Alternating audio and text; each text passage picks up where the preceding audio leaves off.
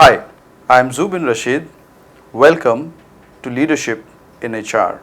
Today we have with us Mr. Ajoy Salve. He would introduce himself to you, but just a few things about him. He's got more than 22 years of experience. And in the little chat that I was having with him a little earlier, I got to know a lot of interesting things about the different industries that he has been part of, and that he has traveled to so many cities in India and has worked in different parts of the country. So let us welcome Ajoy. How has Mumbai treated you, by the way? Well, I've been fortunate that Mumbai has definitely treated me very well, both in terms of profession as well as personally. We kind of now settled as home. We can call Mumbai our home. Okay, great. Whenever you're interviewing people, you ask a question to them, and I want to ask you that question, which is tell me something about yourself. But I would like you to tell me about two things, two parts. One is a little bit about your work, but also non-work. We would really love to know you as a person as well. All right. So I was born and brought up in a central town in India. So we call it the heart of India, a place called Nagpur. So the land of oranges. Oh, yes. And so being the heart of India, it was natural for me to take that as a profession and become part of HR, because HR is the heart of any organization. Because we tend to think not with the mind, but with the heart. So I think that was the natural progression. So I was born and brought up in Nagpur. I did my education, and then moved on to join a manufacturing company, a steel manufacturing company. And then, like all my friends were moving on to the IT and the services bandwagon, that lure took over me, and then I moved on to the IT sector. So initially, was it more of industrial relations? It was. So I had this, fascination of getting into industrial relations and grappling with union activities and understanding labor. So that passion kind of got me into getting into manufacturing industry. But then later on, I saw that all my peers and my colleagues are doing much better in terms of the financial part of it. Okay. So I had to move the industry. And that's when I decided that I'll move to the IT sector. And over the last 18 years, I've been in the IT sector. And I've traveled more or less across, except east of India. I think I've located and worked in nearly all the geographies. So it's interesting. I mean, you've worked, in the northern part of the country, western part of the country, southern part of the country. Yeah. Why not the eastern part of the country? Well, because I think the industrial development had not taken place the way we would have loved the east part of India to be. And career opportunities were limited. Yeah. So that was one of the, but I would love to be, because my mother belongs to Calcutta. Really? Okay, yeah. I didn't know that. So that a natural affiliation would be, I would have a natural inclination towards that. So have you been to Calcutta? I've been multiple times. Okay. So you know so the place quite I've gone to Jamshedpur to hire people from XLRI. And wow. Okay. Lots of friends. Okay. So let's look at this aspect. Now, we were discussing earlier, and we were trying to understand what is this aspect that we would like to discuss. And so building positive relationships seems to be an important aspect, not only of HR, but in general. So I would like to ask you, why do you think building positive relationships is important for, and I want to make it very specific to human resources to begin with. So why is it important for human resource professionals to become leaders? Do they need to build positive relationships? Why is it important? I'll come to the human resource part of it, but let me cover, a little heritage about. So, as Homo sapiens, we have evolved, and we are the only human race that has survived. Mm-hmm. And we have survived basically because of a relationship with each other. Yeah. Otherwise, we would have been extinct. Dinosaurs and all would have eaten us. And the fact that we were able to get together and live cohesively with each other, Mm-hmm. and build positive relationship and live in harmony, we've been able to survive for so long, and we will continue to do that. As Franklin Roosevelt said, that if civilization has to survive, then we have to start living together. Yes. As the science of human relations has to be inculcated in everybody, and we have to start living as one entity in order to survive. So, if this is something which is required to survive, or I would also add to it, perhaps even to thrive. I mean, if we're not building good relationships or positive Absolutely. relationships, we cannot Absolutely. thrive. So, if I look at it as an important aspect, then I would like to go back to your career, and I would like to ask you this question on: did you use this particular trait, for example, of building positive relationships Absolutely. successfully in your career? Maybe you can give one example that would help our audience to learn something from. Absolutely. So, I belong to a small town where campus recruitment was not there. Mm-hmm. So, all my career has been built on relationship. Mm-hmm. The fact that I've boomeranged into two companies, L&T and erstwhile French company Steria, Okay. has been on the fact that I've built positive relationship with people around me, and that even the industry recognition is based on the fact that there is a lot of relationship that exists. So this is very interesting when you're and you said that you worked for a French organization, and you were also telling me that you worked for a German organization, and of course Indian organizations.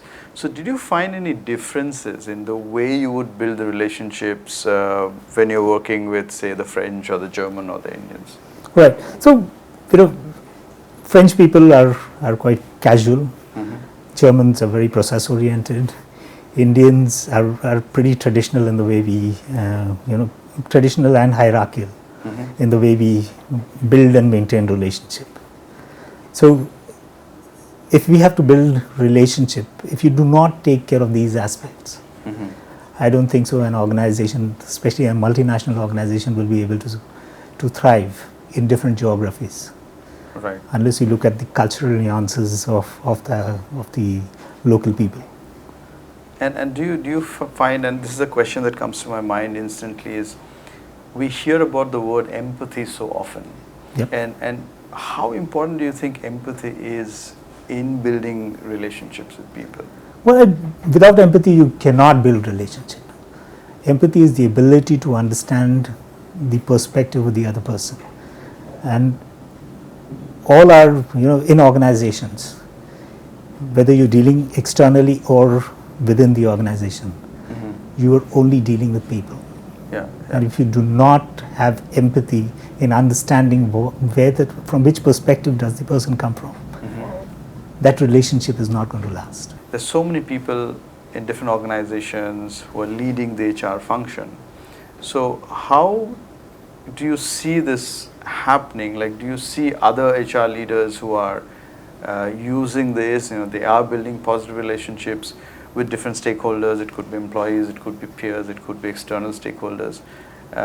Can you think of some such people or some examples where they're actually doing it quite well? So if you see over a period of time, HR has evolved from a support function into a function that's now on the board Mm-hmm. Right. of organizations. Yes. And organizations have started to realize that building relationship, both within and external, Mm-hmm. is the prime factor in the success of any organization. Mm-hmm. And in a recent study on competence, one of the key factors that came out for leaders, and which includes HR leaders, Mm-hmm. actually HR as a function outscored all the other functions, Okay. was on building relationship and building positive relationship. So this actually came as the third most important competence that leaders need to have, is to build positive relationship. And HR as a function outscored everybody in the organization. So, if I may ask you this question about other people who you know or in other organizations, how do you see building positive relationships is being used by leaders in HR in other organizations? Have you seen that happening around you? Yes, a lot of organizations now have started building relationship as a separate sub-function within the HR scheme of things, and a lot of multinationals are doing it. And I think one of the things that you had told me earlier is that the HR function itself is the most important. You were talking about a survey, right? Yes. So what was that about? So HR over a period of time has evolved into a relationship building body. So what, according to you, is the full form of HR? I mean, I know it as human resources, what it is. Right. Yeah. But now the terminology is changing. It's building human relations. Human relations, yeah. So the HR now stands for human relations. Absolutely. And that is the core function. Rest, you go to any organization, your policies, process, everything remains the same. It's how you build the relationship. And building relationship comes with a lot of competence. In fact, you remind me of one of my experiences. I used to work with this organization called Tech Mahindra. And I remember when I joined the organization and I took up the role of leading the training in the Kolkata development unit. And there was no training department. I mean, I just went and started it. And I remember people were not interested in training at all. I mean, I did not really, people are nice, warm, they talk to you, but then, they are not really interested in coming to training programs. It took me a few months to understand why and also to tell them the importance of it. And I think this whole point about building positive relationships is that I had to go and speak to each individual, connect with them, and we had roughly about 1,000 people.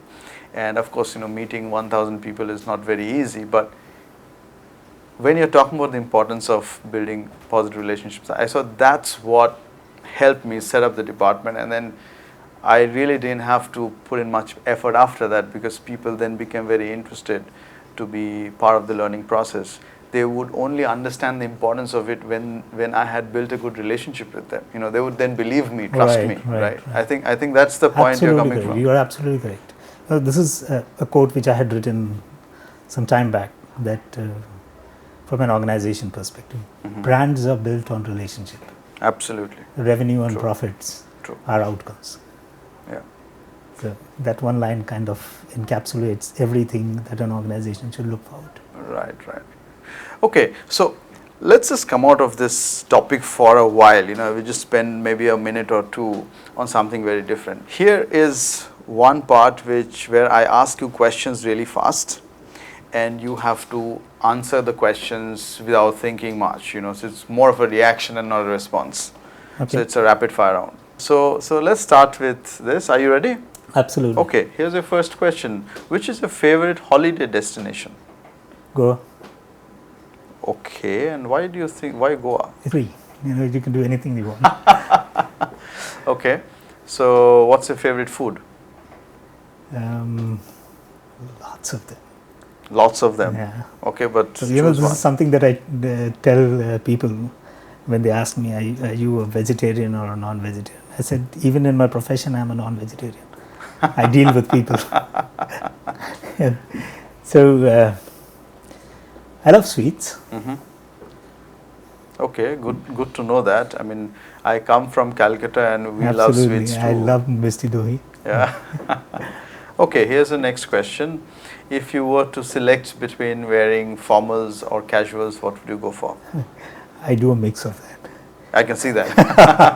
So, I'm very comfortable being myself. Mhm. So, that's the reason why I had sent you that email. That do I need to come in formals or can I be Okay. myself? Yeah. So, I this love is to be being myself. So, this is yourself. being myself. Excellent. Okay, if you were to select between Amitabh Bachchan and Shah Rukh Khan, if you were able to meet them, who would you meet? Amitabh. And Enigma. why? Enigma. Enigma. Okay, great. You've passed this round quite well. You've been very fast. Thank So you very much. congratulations. I just wanted to keep a few questions to understand you a little better. Sure.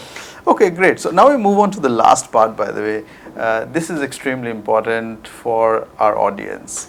So I would like you to give your suggestions or your advice, your perspective on what do you think, what are those maybe 2 or 3 aspects that HR professionals must keep in mind or must do to be able to build positive relationships in the workplace? Correct. So, I think top 3 or 4 would be first is you should avoid all the negativity. Stop complaining, stop gossiping, stop